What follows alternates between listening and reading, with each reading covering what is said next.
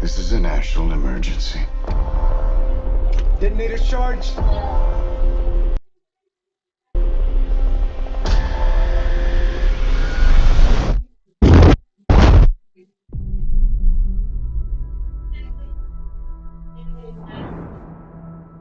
We're in a race against the Nazis. And I know what it means if the Nazis have a bomb. We have a 12-month head start. 18. How could you possibly know that? We've got one hope. All America's industrial might and scientific innovation connected here. A secret laboratory. Keep everyone there until it's done. Let's go recruit some scientists. Build a town, build it fast. If we don't let scientists bring their families, we'll never get the best. Why would we go to the middle of nowhere for who knows how long? Why? Why? How about because this is the most important thing to ever happen in the history of the world? You're the great improviser, but this you can't do in your head. Are we saying there's a chance that when we push that button, we destroy the world? Chances are near zero. Near zero. What do you want for theory alone? Zero would be nice.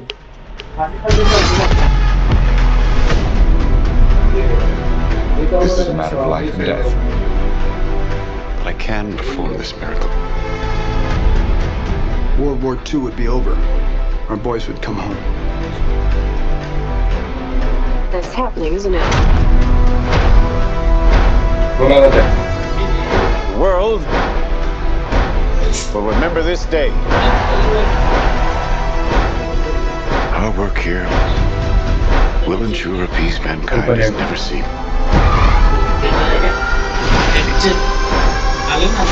Until somebody builds a bigger bomb. You are the men who gave them the power to destroy themselves. And the world is not prepared. Robert Downey आणि Cillian Murphy थोडा bore वाटत आहे लोकांना बघा ना reels 8, 7, 6, 5, 4, 3, Truman needs to know what's next. 2, What's next? 1.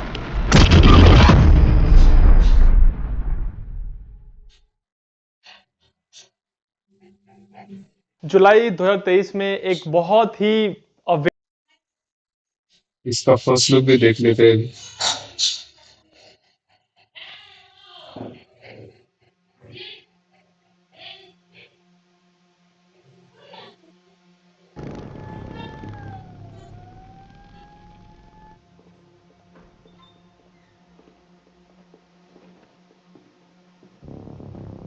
Thanks for convening on short notice. I can't believe it. Here we are. This is atomic test. The Russians have a bomb. We're supposed to be years ahead of them, but what were you guys doing in Los Alamos?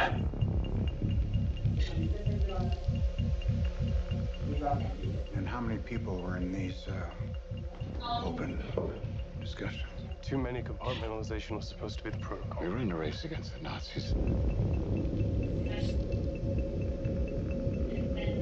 So now the race is against the Soviets. Not unless we start it. Robert, they just fired the starting gun.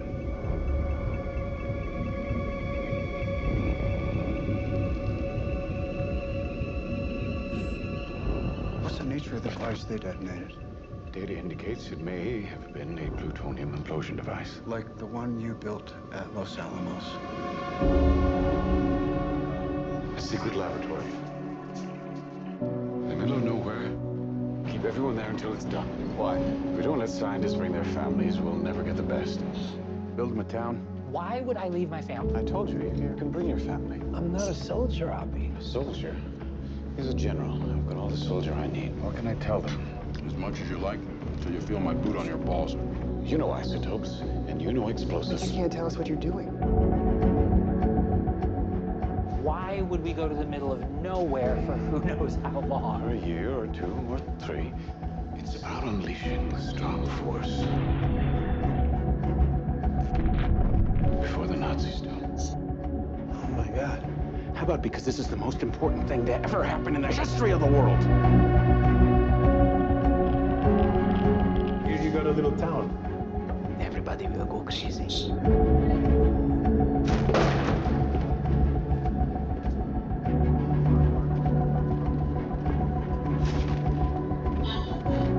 They won't let me leave. I won't let you leave. It's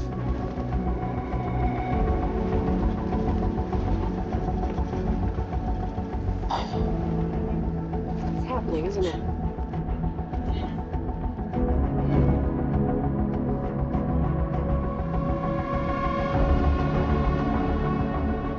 I don't know if we can be trusted with such a weapon.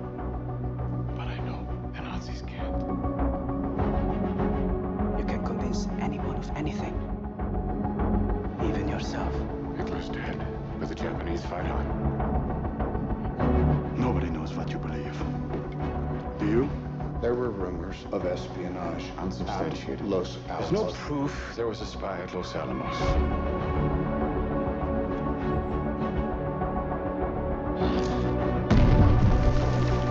But you felt your judgment was sound on who on the team couldn't be trusted. No one is leaving Los Alamos. What are you doing?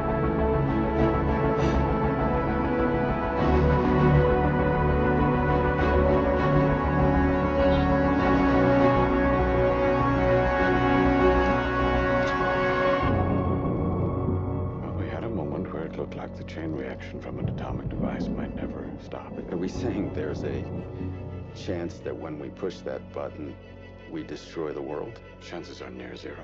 Near zero. What do you want from theory alone? Zero would be nice.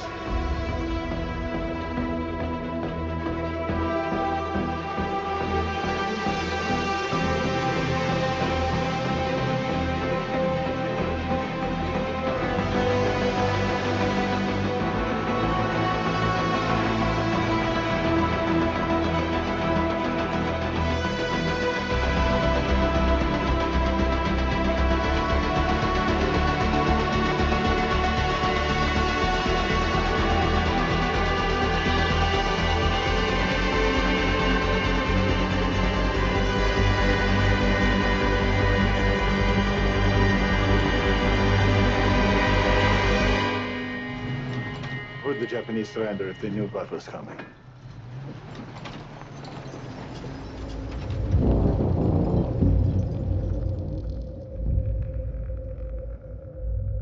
That's it.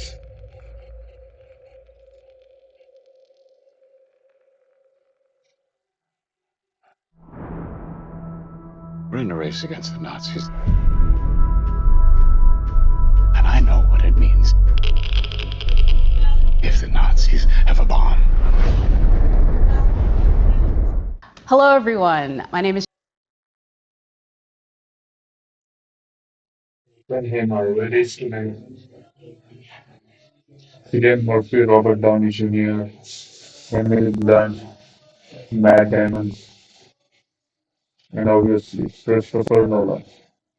During World War II, Lieutenant General Lacey Bruce Jr. appoints physicist J. Robert Oppenheimer to work on the top secret Manhattan Project. Oppenheimer and a team of scientists spent years developing and designing atomic bomb. Released today, 21st of July in India. Budget 10 crore US dollars.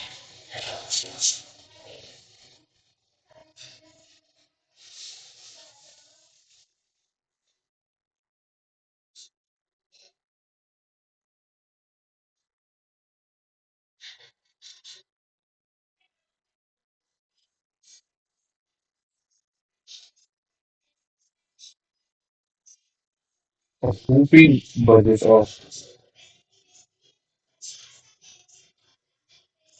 819 crore.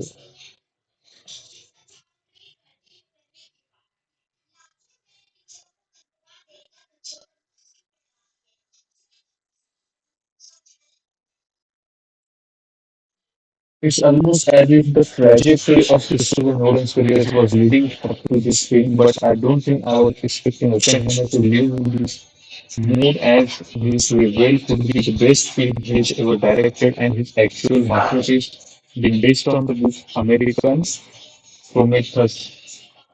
He gave the story of Junior J. Robert Oppenheimer, who was brought on by Levi Strauss to run the Manhattan Project that led to the creation of the atomic bomb. But Nolan's focus was on the man himself and not the bomb, which proves the brilliance as we get deep and haunting character study of the aftermath.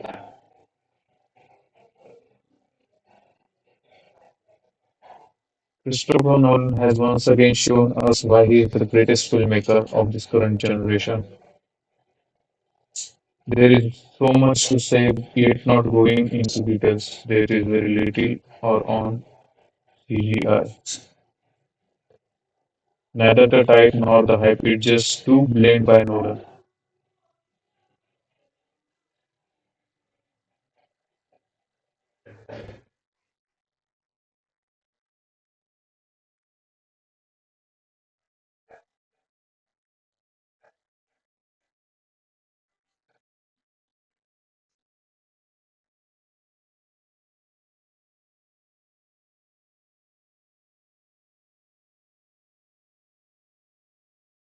Public review देख लेते हैं इसके.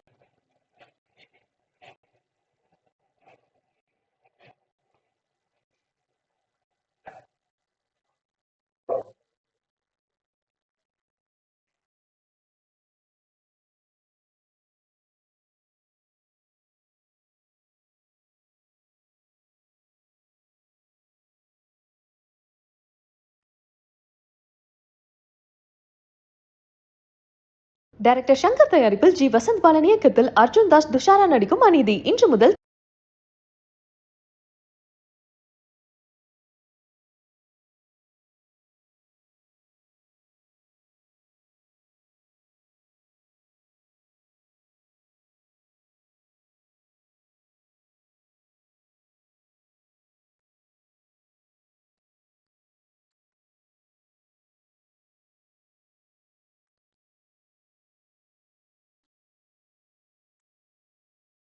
ரொம்ப ராவா கொண்டு போயிருக்காங்க. சூப்பரா இருக்கு. சிம்பிளா சொன்னா எம்ஐ டு டெட் ரெக்கனிங் வந்தது. அதுல வந்து செகண்ட் ஹாஃப்ல கொஞ்சம் हिंदी इल्ले हिंदी रिव्यू में दिखे भाई.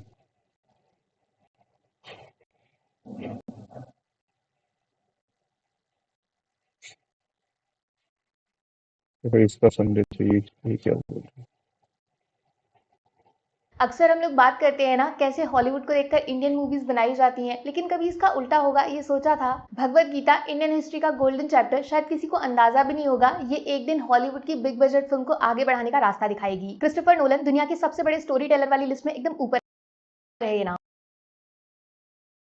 हीरो हीरोइन छोड़ो, सिर्फ डायरेक्टर के नाम पे थिएटर हाउसफुल कर देना, वो भी इंडिया में. ये पावर है इनका. इस बार ये कुछ अलग लेकर आए हैं. ना तो सुपर हीरो वाली खतरनाक कहानी होगी और ना ही स्पेस में जाके किसी दूसरी अलग दुनिया के दर्शन करवाए जाएंगे आपको. ओपनहाइमर ये जो फिल्म है ना, ये आज तक सबसे कम क्रिस्टोफर नोलन स्टाइल वाली फिल्म लगेगी आपको. बंदे ने खुद को चैलेंज कर दिया है इस बार. महाभारत के युद्ध में अर्जुन के सामने श्री कृष्ण अपने विश्व रूप में सामने आते हैं, जिसको देखकर खुद अर्जुन ही डर जाते हैं. इस चीज को भगवत गीता के अंदर संस्कृत में पढ़ता है एक अमेरिकन साइंटिस्ट और यहाँ से खुद को वो इतना ताकतवर मानने लगता है कि पब्लिक प्लेटफॉर्म पे वो एक स्पीच देता है जिसमें बोला जाता है कि मैं अब मौत बन चुका हूँ, पूरी दुनिया खत्म कर सकता हूँ. और हुआ भी यही. आज से ऑलमोस्ट 80 साल पीछे जापान के अंदर हिरोशिमा और नागासाकी दो बड़े बड़े शहरों पे एटॉमिक बॉम्ब गिराए जाते हैं. जापान के अंदर एक अमेरिकन जहाज उड़ता हुआ जाता है और आसमान से कोई चीज नीचे गिरती है. उसके बाद 70-80 हजार लोग एक बार में मारे जाते हैं. रिजल्ट ऐसा भयानक था कि आज 80 साल बाद भी वहां जब कोई बच्चा पैदा होता है ना, तो रेडिएशन का असर देखा जा सकता है उसके शरीर पे. लेकिन बहुत कम लोग जानते होंगे ये एटॉमिक बॉम्ब को बनाया कैसे गया और बनाया भी किसने, वो भी किस तरीके से. ओपनहाइमर इस फिल्म का नाम और वो साइंटिस्ट जिसने पूरी दुनिया को खत्म करने की ताकत सिर्फ कुछ मुट्ठी भर लोगों के हाथों में पकड़ा. मारते ना तो पक्का इस एटॉमिक होगा. बट एक्चुअली फिल्म हिरोशिमा और नागासाकी पे गिराए गए एटॉमिक बॉम्ब्स के बारे में है ही नहीं. इसका फोकस, सेंटर और स्टोरी तीनों खुद ओपनहाइमर ही है. नोलन इस बार कोई एक्सपेरिमेंटल सिनेमा नहीं दिखाएंगे आपको. ये पूरी तरह एक बायोपिक फिल्म है जिसका 50% एक कोर्ट रूम ड्रामा स्टाइल में प्रेजेंट किया गया है. अब यार जिस इंसान के हाथों पे लाखों लोगों का खून होगा उसकी लाइफ में कंट्रोवर्सीज तो पक्का होंगी. बस ये मूवीज की तरह आपको इस फिल्म को समझने के लिए दिमाग ज्यादा नहीं लगता. एक देशद्रोही बता दिया जाता है, उसकी इनको एक थैंक यू तो बनता है। मुझे नहीं पता था आज से पहले रियल लाइफ ओपनहाइमर कैसे दिखते होंगे और शायद अब मैं जानने में इंटरेस्टेड भी नहीं हूँ, क्योंकि किलियन मर्फी ने जिस तरीके से इनके कैरेक्टर को प्ले किया है, लाइफ टाइम मेरी आंखों में ओपनहाइमर नाम सुनते ही इनका चेहरा आएगा। लिटरली आप बंदे की आंखों में पूरी फिल्म देख सकते हो। अंदर डर है बहुत सारा, खुद पे गुस्सा भी है, लेकिन Three things are goosebumps in the movie: superstar Cillian Murphy, action Cillian Murphy, look, cinematography, and BGM. Just saw it. Magnum opus will be an understatement. But the climax conversation between Albert Einstein and R. Oppenheimer would go down in annals of history as one of the most iconic cinematic masterpieces. Experience.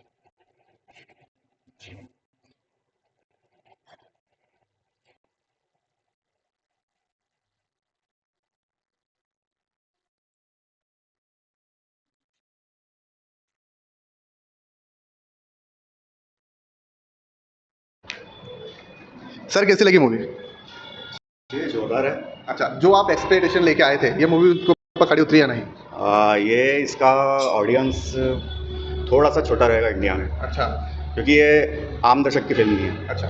Oppenheimer की biography है। अच्छा। और उस तरह से फिल्माई है, उस तरह से दिखाई है उसको, उनके लाइफ के जो सर्कमटेंसेस थे उनके बारे में दिखाया। अच्छा, ये मूवी 3 घंटे 10 मिनट की है, तो कहीं पे बैठे बैठे बोर तो नहीं करने लग जाते?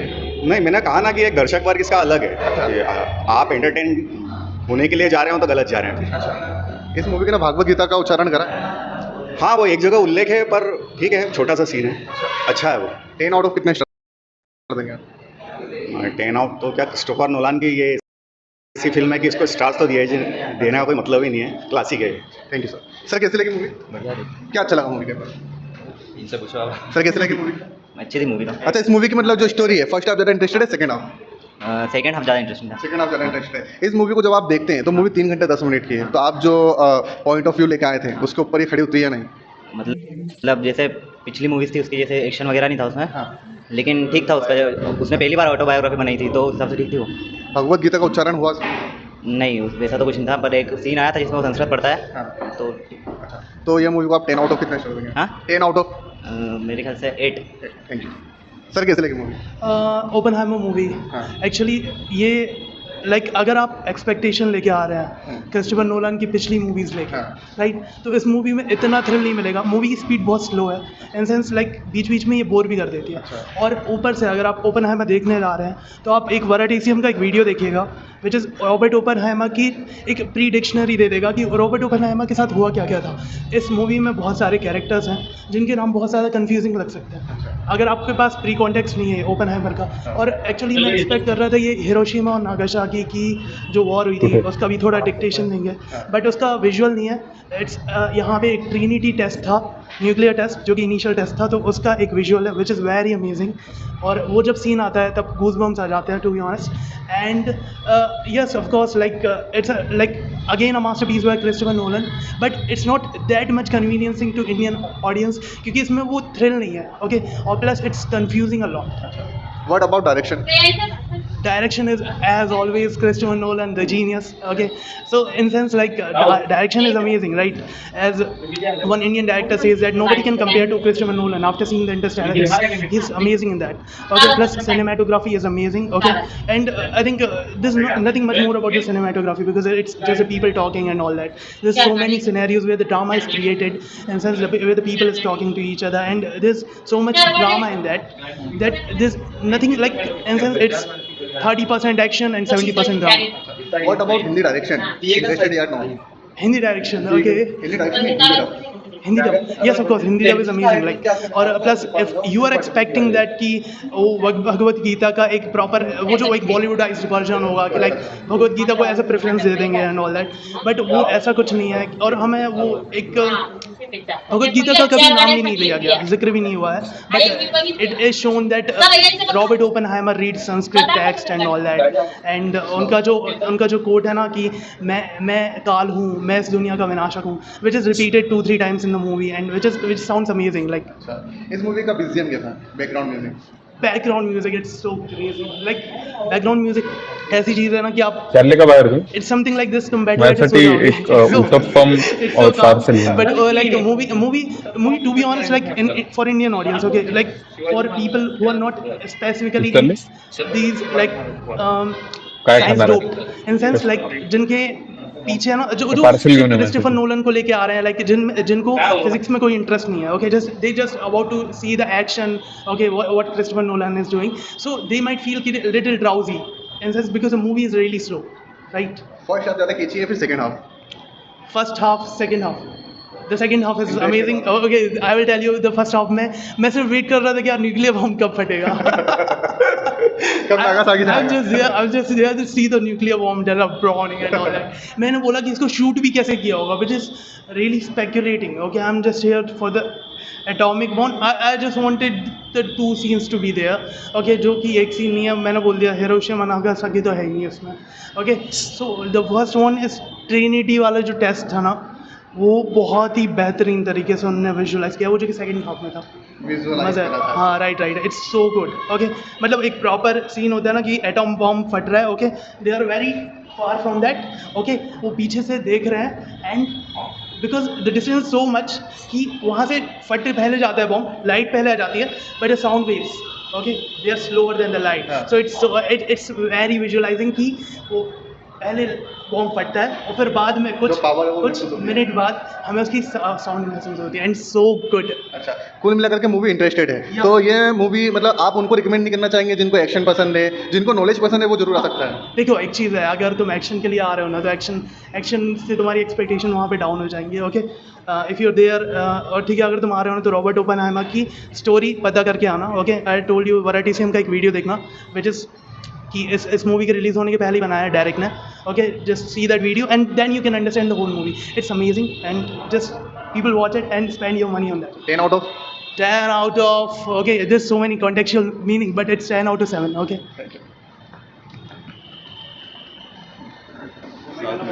भाई ये बंदे ने दिया है रिव्यू, पूरा रिव्यू दे दिया इसने।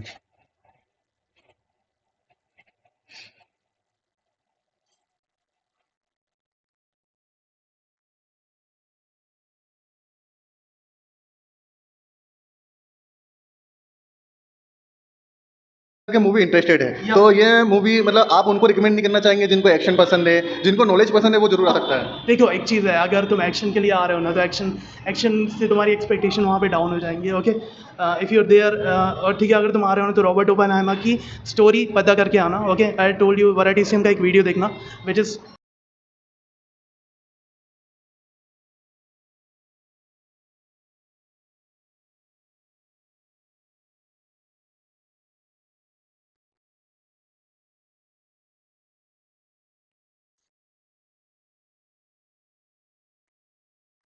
Why the atomic bomb destroyed the life of its own creator, Oppenheimer?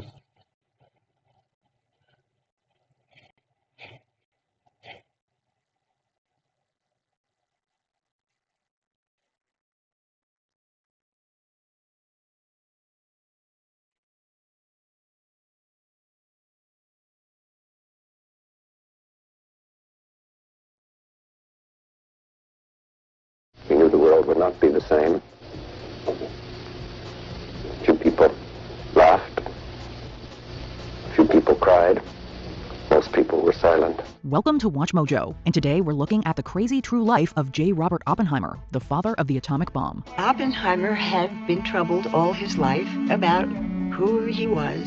For this video, we're doing a deep dive into the life of the American theoretical physicist, known for his role in the Manhattan Project during World War II. What fascinating facts about this historical figure stuck with you? Let us know in the comments. Sheltered upbringing. J. Robert Oppenheimer's father, Julius, immigrated to the United States from Germany as a teenager. He came with nothing, but in a rags-to-riches story, worked his way up to become a wealthy textile executive. Born in 1904, his son, J. Robert, whose first name was also Julius, grew up surrounded by luxury and art in their Manhattan apartment. The family had a collection of original paintings, including pieces by Picasso, Vuillard, and Van Gogh.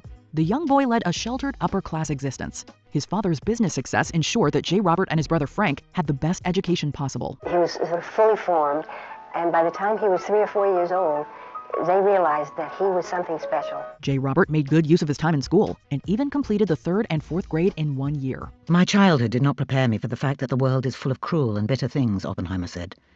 It gave me no normal, healthy way to be a bastard. Praise and ridicule. Oppenheimer showed his interest in science at a very young age. When he was just 12 years old, he exchanged letters with a local geologist about rock formations he'd noticed in Central Park. His correspondent nominated the young scientist to be a member of the New York Mineralogical Club and invited him to give a lecture. The club had a good laugh when a young boy appeared to speak instead of the adult they were expecting. They still let him give the lecture and gave him a solid round of applause at the end. Although the precocious youth got on well with adults, he struggled with his peers. His awkward manner made him an easy target as he moved into adolescence. He didn't grow up. He studied a great deal, which shielded him from the world. And the emotional side of him didn't catch up until much later. When he was 14 while at a summer camp, he was taunted by his fellow campers and locked naked in an ice house overnight. Incidents like this made it clear to Oppenheimer that his childhood had been a sheltered one, and that the world could be a cruel place. Seeking reassurance in his own intelligence, he became increasingly arrogant and aloof. College years. Oppenheimer was accepted into Harvard and graduated summa cum laude in just 3 years with a degree in chemistry. Now 21, he realized his true calling, physics. Then he moved on to Cambridge University, where he studied physics. A chain smoker who often forgot to eat, he was described by those who knew him as self-destructive and struggled with depression. Oppenheimer, like so many theoretical physicists, it turns out that if he walks through a lab, the instruments all break. And he's trying to do a rather delicate physical experiment, and he's not getting anywhere. On a trip to Paris, his friend Francis Ferguson tried to snap him out of his mood by sharing news that he was engaged. Oppenheimer jumped on Ferguson and tried to suffocate him. During those years, the young genius was almost expelled from Cambridge for trying to poison his physics tutor, Patrick Blackett. He was deeply unhappy at Cambridge. He'd covered an apple with chemicals and left it on Blackett's desk. Luckily, the apple wasn't eaten. Oppenheimer's influential father kept the school from pressing criminal charges. Almost overwhelmed with his recurrent depression, he was, he later said, at the point of bumping myself off. Academia and relationships. After Cambridge, Oppenheimer studied under renowned physicist and mathematician Max Born at the University of Göttingen in Germany. There, he rubbed elbows with the great scientific minds of his age, including Wolfgang Pauli, Werner Heisenberg, Enrico Fermi, Paul Dirac, and Edward Teller. I had very great misgivings about myself on all fronts, he said. I hadn't been good. I hadn't done anybody any good. And here was something I felt just driven to try. At 23, he obtained his Doctor of Philosophy degree and returned to the United States, where he was given fellowships at both Harvard and Caltech. By the time he was ready to return to America, he was focused and confident, an ambitious young man with an international reputation. However, his personal relationships continued to involve drama and scandal. His friend and colleague Linus Pauling cut ties after Oppenheimer invited his wife for a tryst in Mexico. Oppenheimer became a professor at Berkeley, where he published papers on a range of topics, from theoretical astronomy to nuclear physics and quantum field theory. For 3 years, he dated Jean Tatlock, a member of the American Communist Party who introduced him to left-wing causes. But the relationship was problematic. She was volatile and moody. After 3 years, she left him. After that relationship ended, Oppenheimer courted German-American Catherine Kitty Harrison. However, Kitty was already married. When she became pregnant, she divorced her husband and married Oppenheimer. But that didn't stop her from going after the well-known scientist. When she saw Oppenheimer, she grabbed him. They were together, of course, for the rest of their lives. But it was, God knows, a tumultuous relationship. Oppenheimer may have continued to see Tatlock, and later had an affair with his friend's wife, Ruth Tolman. The Manhattan Project. During World War II, U.S. President Roosevelt urgently called for the development of the atomic bomb. So the American scientists were struggling to get the government to recognize that it was important. They had a lot of meetings. They needed scientists to come in and help them work out the numbers. In 1942, this led to the Manhattan Project and the creation of the Los Alamos Laboratory in New Mexico. Oppenheimer was put in charge of scientists whose mission was to create nuclear weapons. Los Alamos had to be shrouded in complete secrecy. Army intelligence officers watched everything and everybody, especially those with questionable pasts. Many people thought he wasn't the right fit to lead such a large project. However, Director Major General Leslie Groves saw in Oppenheimer a pragmatic intelligence and, quote, overweening ambition. Oppenheimer's wide-ranging talents and leadership skills proved crucial to the project's success. Dr. Oppenheimer probably carries more nuclear secrets in his head than any other person. On July 16, 1945, the first test of an atomic bomb took place in the desert 210 miles from Los Alamos. Although the observers were stationed 20 miles away, there was no missing the shockwave and massive fireball, and desert sand turned to glass. In the dead silence of the morning, at 5:29:45 Mountain War time, the Jornada del Muerto was bathed in an intense flash of a light that man had only seen from the stars. When describing the experience, Oppenheimer said that he recalled a line from the Bhagavad Gita. Now I am become death, the destroyer of worlds. Blood on his hands. On August 6th and 9th, 1945, the United States dropped atomic bombs on the Japanese cities Hiroshima and Nagasaki, killing between 129,000 and 226,000 people, most of them civilians. We have used it in order to shorten the agony of war, in order to save the lives of thousands and thousands of young Americans. Oppenheimer was dismayed at the bombing of Nagasaki, which he felt had been unnecessary. Just over a week later, he visited President Truman to express his concerns, admitting that he felt he had blood on his hands for his role in designing the bombs. Infuriated at the show of remorse, Truman threw him out. It's not surprising Truman just about threw him out of his office. It was the president's decision. It wasn't Oppenheimer's decision. Moving forward, the man dubbed the father of the atomic bomb worked with the U.S. Atomic Energy Commission to control the use and proliferation of nuclear weapons. If there is another world war, this civilization may go under. We need to ask ourselves whether we're doing all we can. When Truman approached the commission about creating a hydrogen bomb, Oppenheimer opposed it.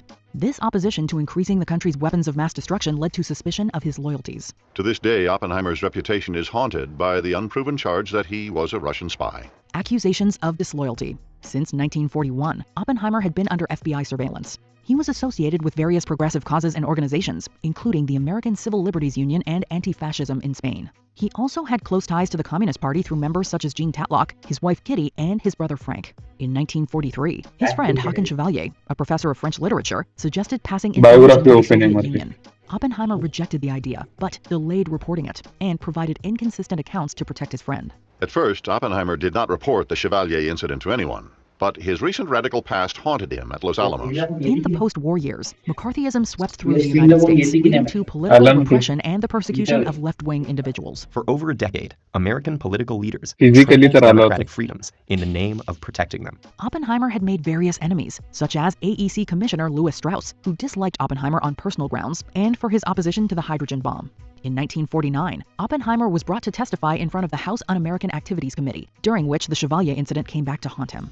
Later he said that his nerve just gave way. Ultimately, his government security clearance was revoked. He was no longer able to work in government or policy. Oppenheimer, who had been totally unaware of the scale of the campaign against him, was stunned. Post-war years. Oppenheimer spent his remaining years continuing to write, teach, and lecture on physics and the role of science in society. But his heart wasn't in it. In 1965, he was diagnosed with throat cancer. This was a result of a lifetime of cigarette smoking and not his exposure to radioactive materials. Despite treatment, he died in 1967 at the age of 62. His funeral services were attended by a crowd of more than 600 former associates from the scientific, political, and military communities. I can't recall ever seeing him happy, just relaxed and having fun. I don't have the feeling that he ever felt good about himself, that if he was ever, in any sense, at peace with himself. Before we continue, be sure to subscribe to our channel and ring the bell That to was get the notified about our biography latest of videos. art. You have the option to be notified for occasional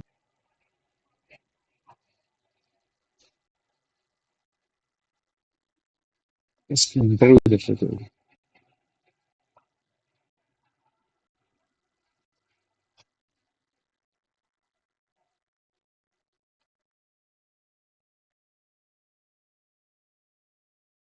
Hi, I'm Robert Downey Jr. And I'm Christopher Nolan, and this is the Wired Autocomplete Interview. I probably should have taken my blood pressure medication.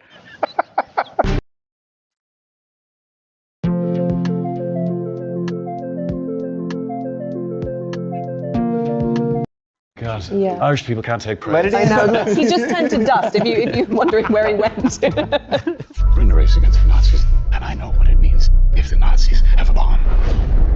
How compelled did you feel to try to go deep on the world of quantum physics? Did you try to understand it at any level? We'll start with you. Me? Yeah. I figured out pretty quickly that it would have been a waste of time to try to understand anything significantly about quantum mechanics. Seriously though, my job was to kind of go after the humanity of the character. And frankly, there's probably like a tiny percentage of people on the planet who can have a proper grasp of that level of physics. Chris being one of them. Chris being one of them, yeah. I did speak to Kip Thorne, who was this advisor on the film, who was also the advisor on Interstellar. Yeah. And he's great at kind of breaking it down. So I had a kind of, vague conceptual grasp of what was going on, but these guys are operating at a completely different level. Yeah. If we could understand the science to that level, that's what we would be doing with our lives. Yes. Like it really is about trying to get across the interpersonal dynamics between these characters. What Oppenheimer must have lived with. That's what Chris, when he came to us with the movie, the supporting players, it was very clear. The script was written in the first person. It was very much Oppenheimer's experience. It was through his eyes, and he was like, this movie is going to be entirely riding on the back of that performance and what this person lived with, and I need actors in support of that. And so that was really our job. So we all had different dynamics with the Oppenheimer characters. So we looked at those. For me, it was from the military side, and Groves, my character, ran the Manhattan Project and hired him as the scientific director. So they had this kind of natural tension because they looked at the world in a different way. But it was really all about how our characters affected him and added to this kind of burden that he had and kind of haunted him through his life. Fascinating that you all believe that Christopher Nolan understood all of the science. Working with him, did you see him more as the scientist or the artist? Like, his films often work right in that fertile territory of dreams and technology, science and art. And engineering. And engineering, of course. You know what I mean? You need to balance all those things as a filmmaker, That's how I see right? him, or like Jim Cameron, or those two. I've never worked with Cameron, but like just from looking at his movies, like they have that bit of engineer in them. Like when you look at Chris's, like, you know, the hallway fight in Inception, and you realize he realized, oh well, if we build the hallway and then hang it and then put them on wires, then we can turn it and we can make them. You know, he always has some kind of engineering idea, and he's always pushing the tech. Like on this, they invented black and white IMAX film. Yeah. Right, just for the movie, right? Like nobody's ever thought to do that, and so I think he's like equal part artist and engineer, maybe. His breadth of abilities are just so vast, and you feel that. You know, I feel like there must have been a hurricane going on inside of him during this process, none of which you see. It's just encased in this very calm exterior, and you're kind of kept from the chaos of what it must have been like to create a film like this. But I think he's in equal measures just incredibly curious about the artistic pursuit that actors go through, and he wants to see what you're going to bring. You just feel every day he was like, what else? What else? Show me, show me, show me. It's just sort of wonderfully freeing, you know, to work with someone like that who's as invested in what you can bring as he is in the engineering and the structure of the film. So, I mean, I just think there's no one who can do that. Like, he's so groundbreaking in that way. Yeah, I mean, like a David Lean or Hitchcock, there's this mystique, and I knew that Murphy was on the inside because he was kind of, you know, they're all thick as thieves, and I think for Emily, and I'll speak for myself, it was this real kind of intimidation factor, and then once you're there and doing it, arguably one of the least judgmental directors I've ever experienced. True. So it's not about control, it's about precision. And so it really kind of created a whole new neural pathway in my mind of how I've related to that projection of director. Yeah. So a status thing. Yes, yeah. yes. I think that's the weirdest thing about it. Weirder, I don't know if unique, maybe most unique thing is that, like, he's got this incredible, ambitious vision, and yet he doesn't visit any of that on you. You have total creative freedom, and he's genuinely interested, like Em was saying, in what you're going to do. And so it's like he gets the best out of everybody he's collaborating with, and somehow bakes that into his vision, and all the boats kind of rise, rather than kind of engineering. Yeah, That's a weird thing. It's almost like an engineering of the humans, because all the rest of the stuff, trust me, you'll never be on a set that is more dialed in. Right. Where the only thing that could go wrong is us. Right. Which is weird, because usually everything else is chaotic, and we're the comet, the eye of the storm. Now hold on now, let's get this master. But, you know, as an actor with an improvisational background, is that something that you could bring to this? Is that something that he looks for as well, that he's looking to find something? He's not looking for it or not looking for it. He did say, Robert, you seem to be doing a lot of improv out there. If you get scared out there, just float gently back to the text. And I was like, it wasn't a Jedi mind trick. No, he wasn't guffing me. Again, he's kind of like a dad that you can't have a beef with because he's actually just a really good parent. Yeah. That was the most disconcerting of all the energies because I had no previous experience with that. You love having beef with Dad. Well, now I have to ask, did you get scared out there at any point? Was there something that, I was on a ball. You and Christopher Nolan are thick as thieves, but it took 6 films and 20 years for him to give you a leading role. Yeah. Is that something that you feel you're in the long run for? I mean, this process went pretty well. Well, these guys. Yeah. Are you in it for only 4 more years? Small part on Interstellar. Then he put me on ice for a couple movies. Yeah. So I don't know. He put you on ice before you were in Interstellar as well. That's true. So I don't know. I'm very confused about my status. I'm available. Matt, don't be too desperate. I think the thing is, I'm not available. When Chris calls, I think any actor would go, whatever you want. Yeah, whatever you want. Whatever you want. But like he was saying, Chris himself said, he doesn't write with actors in mind because he goes, if I write with an actor in mind, then I'm already limiting what the movie can be because I'm thinking of something they've already done. So who knows, you know? But he is adapting a book that has a striking resemblance to you on the cover of it. I wonder how soon into writing it he started thinking about you, though. I just think there's a part of me that just feels like, who else can play that part? But it was funny. I think a lot of us ended up looking like the characters. Worryingly. Yeah, worryingly like the characters. You know, we kind of... I mean, like, owners start looking like their pets? Yeah, kind of. I mean, when I saw that first... That was it. The one in the production office. The blown-up picture of Jillian. An empty panel board. Yeah. One picture. Yeah. I was like, oh, we're done. We're done. Except again, we're not on the board yet. And our pictures have to go. So it was this weird thing of, again, not intimidation of like that self-centered actor ego fear, but more like rising to an occasion. Yeah. Like, oh wow, like, I hate to use the I word, but you're like, this is important, whether you're going to show up for this important thing or not. And man, I've never in my whole life seen someone do what you did. Yeah. And I think we would all attest to that. Yeah, for sure. 100%. God, Yeah. Irish people can't take Let credit. it in. I know. Look, he just wants to go completely in. He just turned to dust. If you're wondering where he went, you're like, moving on. Please move on. Please move on. But then the subject matter is the I word as well. It's so important. Was that daunting beyond just trying to rise to the occasion with Christopher Nolan? No, it's knowing that Chris Nolan's making the story. Yeah. We're in it. And so it wasn't daunting at all for me. It was like, to me, it was like, this is the appropriate director matched to this incredibly important story. Like, this is an obvious marriage made in heaven, and we're the kids, you know, in the middle of it. And so it wasn't daunting at all. But I don't know how Killian didn't lose his mind. No, for sure. Looked at the schedule. We would pop in and out, and you were there. You were never not there. And none of us really know, we know in parts what the experience are, but even just, if you just talk about it in terms of a lift, how? Yeah. Just give us a little about how. But you know, when you get into a kind of a rhythm, you get that kind of rhythm when you're in every single day and you don't think about anything else and it just consumes you. It's all you live and breathe. Possession. Yeah, it's kind of like if you're in this, yeah, it is kind of like a little bit like a possession. But it was the best. I mean, coming to work and like you look at the college and you go, oh my God, I got to see him with Downey tomorrow. Then I got to see him with Matt and I got to see him with Emily and then I got to see him with Gary Oldman. It was, I mean, what actor wouldn't? That's just a dream. Yeah. Job. And of course, you got the best people in the world, you've got to just raise their game every time. It was But just a gift. stamina and talent is crazy. And how you did it eating a celery stick a day, I don't know. I do not know how you did it. There's usually a target weight that you hit, and then, you know, the shirt's off, or you're in this certain, gown or whatever, and then you relax a little bit.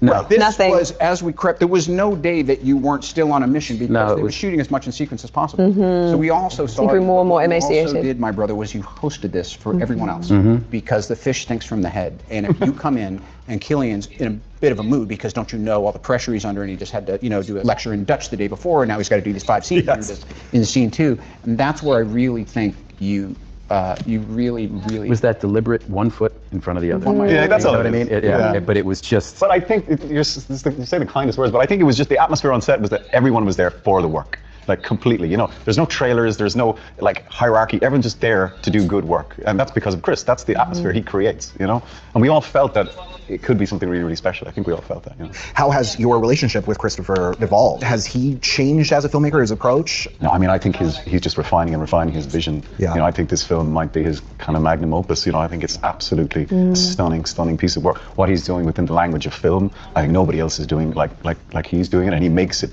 for the theaters. He makes it for that collective experience of strangers sitting in the dark and watching this thing and being transported. Nobody really does it like him, and it's just terrifically satisfying to be involved in it. It does feel so different. The pace is almost dizzying. Every scene, you're talking about these great scenes that you're getting to do, but they're so short. Did that feel different as far as like the approach to making it? We shot really fast, right? I mean, we shot it in like 57 days or something. We were going all over America. It was just like this train. Yeah. But I've never seen a crew work like that. The crew work unbelievable. Yeah. Like he works unbelievably fast, but then when you're actually doing the scenes, you don't feel rushed. You don't feel ever rushed. Yeah. No. And they feel somehow intimate. Like Hoyte has this ability to operate this giant IMAX camera and put it on his shoulder. And because you're kind of all sitting around talking, suddenly Hoyte's got the camera up and suddenly the scene's kind of happening. And it doesn't feel like it's declared. Okay, everybody, we're going to do this. No, it's just kind of starts to happen. Chris's approach, I never saw a mark. Oh, no way. Now, sometimes you'll do that because things are hyper-specific and then you have freedom within. As long as you hit that mark, it's cool. But it was always like, we're not even doing that. And that was another kind of surprise from what my projection might have been, Yeah, and then there was no cranes, there was no Steadicam. They kind of stripped it all back to the most kind of basic toys, just mostly dollies, right? And then one camera for most of it. It was just amazing to watch those guys work. But I do agree, the pace of it, like the velocity of it when I saw it was just dizzying and jarring. It was so like this runaway train, and you kind of never want to get in front of it. Which is his brain. Oh, it's amazing. It's his brain. It's Chris's brain, but it's Oppenheimer's brain. That's what's carrying you through this story. That's it. Too much praise of Christopher Nolan by the actors. Hey, Player One, do you think you're... God, Irish people.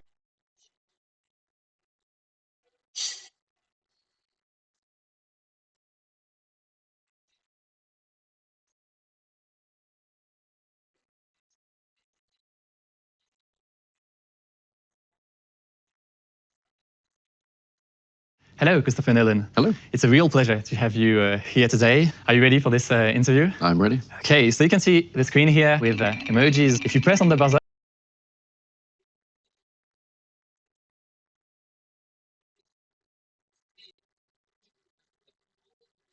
Hello, I'm Brian Cox. I'm here for British Esquire and talking to Christopher Nolan about his film Oppenheimer. We imagine a future. And our imaginings horrify us. Of the character. So thank you for making it. Thank you. I saw the film yesterday. I think it's a triumph, artistically, but also intellectually. So I absolutely loved it. And I wanted to ask you why you came to him and why you came to that subject matter initially. I think it's been a sort of long, slow creep towards something, which is very often the case in my life and career. You know, I first heard about Oppenheimer through, in the 80s, Sting's song Russians. He refers to Oppenheimer's Deadly Toys. I actually referred to him in my previous film, Tenet, because we'd come to realize, there's this moment in the Manhattan Project where Oppenheimer and his fellow scientists couldn't completely rule out the possibility of a chain reaction that would set fire to the atmosphere before they conducted the Trinity test. And yet they went ahead and pushed that button. But ultimately, I just thought, what a dramatic moment. What an incredible thing for them to have done. And what would it be like to take the audience there? What would it be like to be there? Are we saying there's a chance that when we push that button, chances are धन्यवाद. zero? I came to read Kai Bird and Martin Sherwin's American Prometheus, which is a book पाहिजे का रे? they wrote and researched in 20,000 years. अर्धा पाहिजे? Prize. So it's a very, very well written, well researched, authoritative, account of Oppenheimer. And that gives you confidence to think, okay, well, we could base our telling on this source. I thought it was interesting that you started with quantum mechanics, which was clearly in the air and in his thoughts before the war. But you were really explicit in the film that you started with that, showed that to the audience.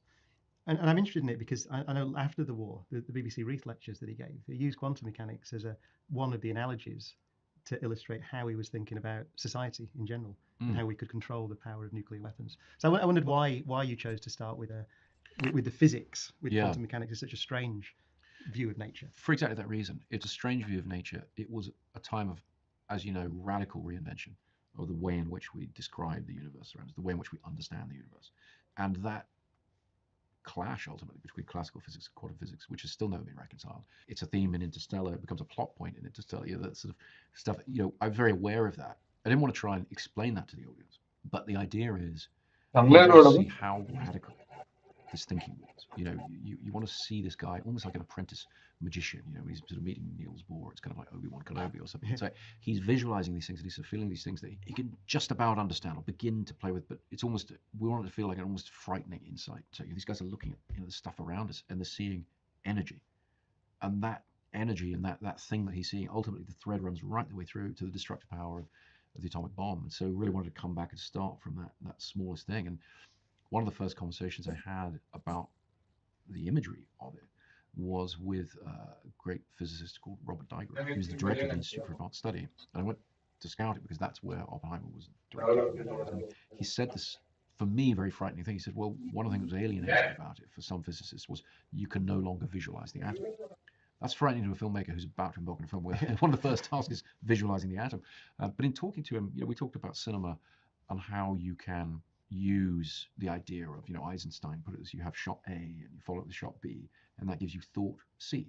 And so film can be more than the sum of its parts. And so the feeling was, if we started experimenting with imagery, looking at waveforms, particle behavior, and so forth, we could, by combining these images in different ways, we could give the audience a feeling of what it might be like for a physicist to visualize these things, and a thread that could run right the way through to the destruction of it. It's probably more for you to say whether we got it right or not. No, I think you captured this sense of hidden power in nature, which I think runs through a lot of your film. It's in Interstellar as well, of course, isn't it? Yeah. That sense that there's a power there that's beautiful and perhaps comprehensible and incomprehensible at the same time. And I think comprehensible and incomprehensible at the same time is a big part of the why of it, why I start with that. And it's because when I was doing Interstellar with my friend Kip Thorne, who Nobel Prize-winning physicist, we came to realize mutually that the process of writers and artists is not so different to the process of physicists. He made it clear to me that intuition, the feeling of understanding something, is very, very important to physicists. And so we want to show, at the beginning of the film and carrying on, we want to show that energy that he's visualizing is also inside him. And it's torturing him to a degree. He's trying to channel it into something productive and meaningful and trying to understand it. And that felt very relatable. I think anybody can understand that. I remember in the I keep going back to the Reith lectures. I love his Reith lectures in '53, just before the committee actually, where he uses quantum mechanics. He says that this idea that you can think of an electron as a point-like thing sometimes, or a wavy thing that's extended and fills the space. You have these pictures, neither of them are complete pictures. And in his Reith lectures, he said, and so it is with a society. So the needs of the individual against the needs of the collective, communism, libertarianism. He goes on to talk about that. So in other words, nature is a training ground that gives you some intellectual tools that might be transferred to running a more peaceful world. And I want to ask you about that, because that's what I got very powerfully from the film. That the complexity of all the characters, I thought all the scientific characters at least, is explicit. They're kind of being pulled in different directions. And I wanted to ask you how conscious that was to present these people as extremely complex. I think they're all very relatably flawed, complicated individuals. I'm drawn to stories about people who are presented with paradox, people who make decisions that are hard to understand and maybe they don't fully understand themselves. And Oppenheimer is the most extreme example. But everybody around them, as you say, they're all in their own little orbits. They're all interacting, and it's this weird mashup of personal politics pushing in particular directions that then have massive ramifications. The biggest version, in a way, in the film for me is the fact that Los Alamos, this place that becomes so famous and infamous in history and is still this very important nuclear laboratory research facility to this day. You learn early on in the film, and this is the history, it was just a place he and his brother liked to go camping. Pretty much.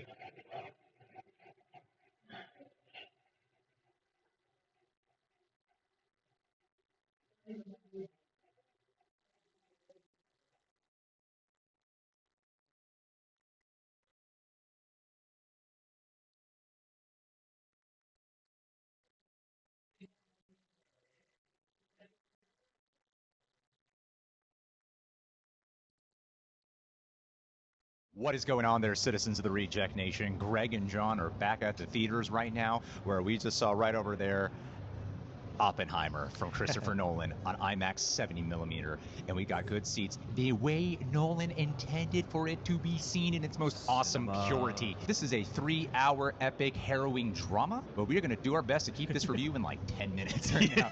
Cram it all in there, fission, fusion, all the above. Yeah, exactly. So brief recap on a basic plot description if you're not familiar with the story of Robert Oppenheimer. What's happening, and you will be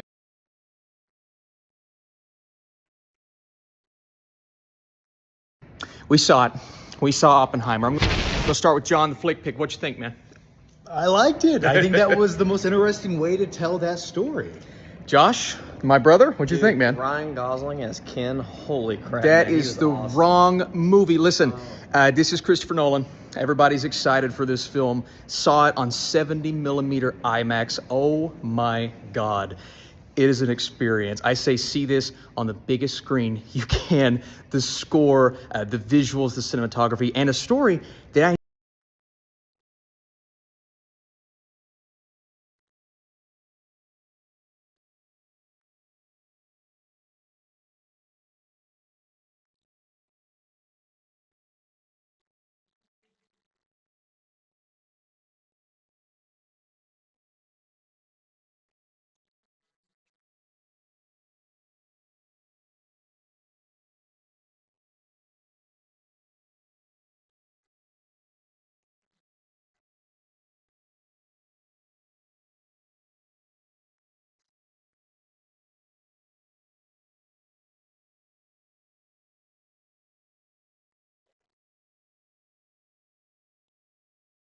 ரொம்ப ராவா கொண்டு போயிருக்காங்க. சூப்பரா இருக்கு. சிம்பிளா சொன்னா Mi to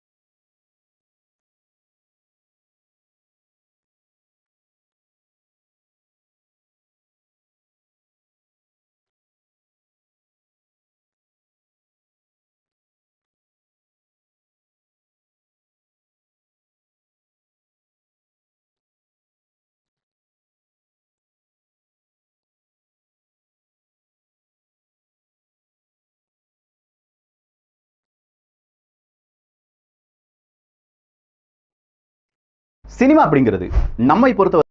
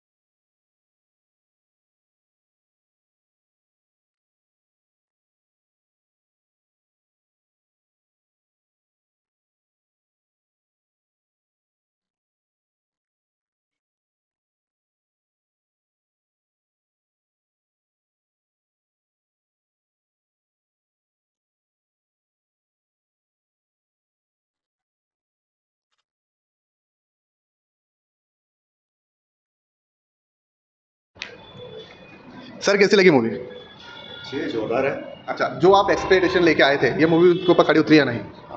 ये इसका ऑडियंस थोड़ा सा छोटा रहेगा इंडिया में। अच्छा, क्योंकि ये आम क्रिस्टोफर नोलन की पिक्चर ओपनहाइमर थिएटर्स में रिलीज हो चुकी